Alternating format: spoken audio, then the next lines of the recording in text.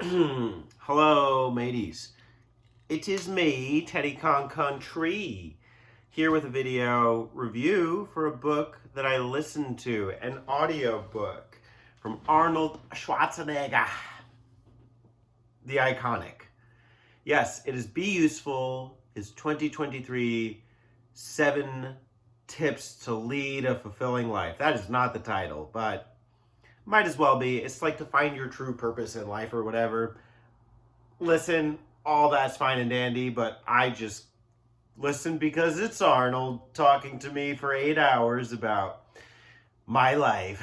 Actually his, but what I can do with my life from his lens. And I thought it was awesome. So it's also a physical book. It's a New York Times bestseller from November of last year.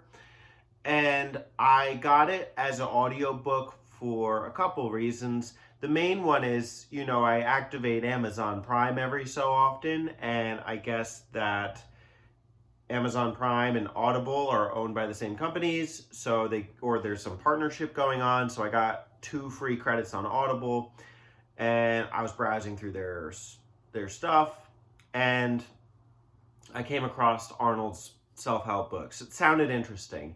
The other thing is, I've really been struggling to just sit down and read lately, and it's not that I'm having trouble doing the reading. It's like finding something interesting that I want to continue through. The last book I read was maybe 6 months ago, and even that I probably skimmed through portions. So I'm kind of been at a standstill as far as finishing books, and this was a nice alternative for me. I don't do audiobooks all the time, but if I find one that's captivating, I'll do it. And what I really liked about this one is that it's narrated by the man himself, Arnold. So just imagine Arnold serenading your ears for 8 hours about how to not be a sissy and to be good with your life. Obviously, I'm exaggerating and my accent is not there, but it's really good. That's the point. The point is that it's like, there is something iconic about the way Arnold talks and his motivation and his motivational ability. And I really respect it and I appreciate it in general, but in this audiobook as well. So the premise of the book is around this core piece of advice that Arnold gets from his father at a young age. Be useful. Whatever you do, just be useful. And him and his father have a disagreement about what exactly useful looks like, but the concept always stood with him, which is something I appreciate in this book, is that he does his best to empathize and respect other viewpoints, regardless if he agrees or disagrees with them. And it's something that he actually tries to preach, as well as this aspect of humility, humbling yourself and learning from others. It's how he was able to put himself in many situations, like with The Terminator, a movie that he was the Terminator in. He did not want to play a villain. He didn't want to be cast as a villain. He was used to being kind of typecast as like a Nazi type of figure, somebody who's detestable because of his stature. And so for a long time, he rejected roles like that. But he humbled himself in the case of The Terminator because it sounded like the director knew what he was talking about, and it led to one of his greatest successes in his life. So humility goes a long way, and that's just one example of like a concept that he teaches in the book.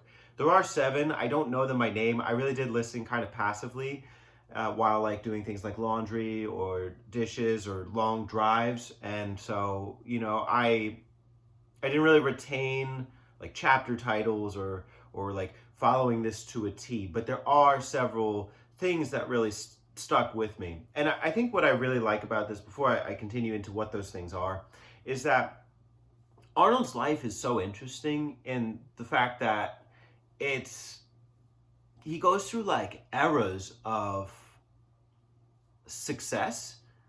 So, his bodybuilding phase is huge from when he was young, and he moved from Austria to California and became Mr. Olympia like for 8 times.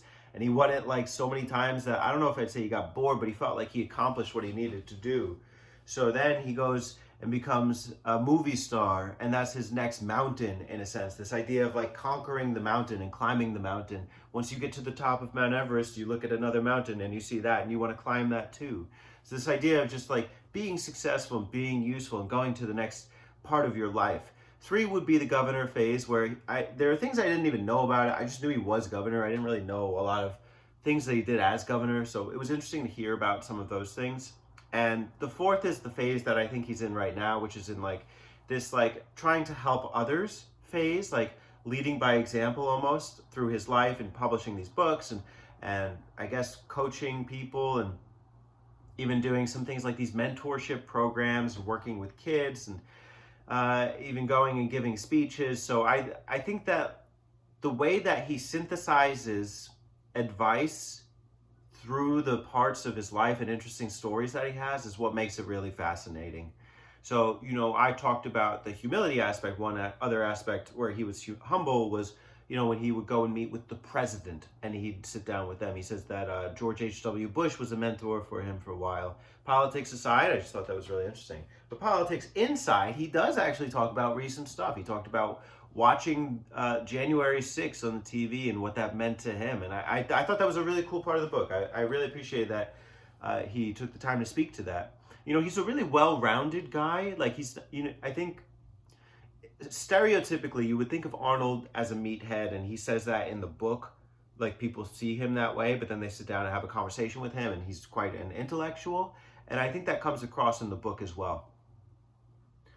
There are like 2 other elements that really stuck with me. So the other is about just being helpful. Like that's like the last phase of his life that he's in now. I don't mean to say it like that. It's the phase of life that he's in right now. And, he's got a couple anecdotes. One about where he almost died at the doctor and how he had a mix of feelings overall. But at the end of the day, like what good does it do to be mad? Is you're not really serving anybody, by doing that. And he's just grateful to be alive and to be able to help others. And then there's another where he's like in the gym and he's helping these kids. And this one kid, like, he's scared of benching. He's scared of bench pressing. And Arnold's like, you sure you don't want to do it? Come on, kid. And he has him help out in other ways. And then, like, by spotting kids or something. And then, like, eventually the kid wants to go on the mat and do the bench pressing, and so he does the bar, and then Arnold's like, yeah, you did great, kid, like do one more, do another, and then he ends up doing 10, and he's like, yeah, let me throw on more weight, and then all the kids go crazy, they're like, ah! And I really love the use of anecdotes in this story. It's really cool. And then he also couches some scientific studies and philosophy in there too, which I find really interesting. So like in that example, he gives the example of a study where people were given $5 or $20, and you could decide whether you wanted to spend it on yourself or spend it on somebody else. And they found that greater levels of happiness were found in people who gave the money away than who spent it on themselves. Which, how you measure that, I don't know, but I think that's really interesting. And I think it's a good message too, at the end of the day.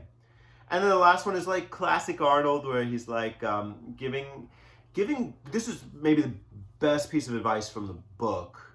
I'm not saying like, okay, you don't have to read it now. I just think that this is one standout one that I would like to talk about.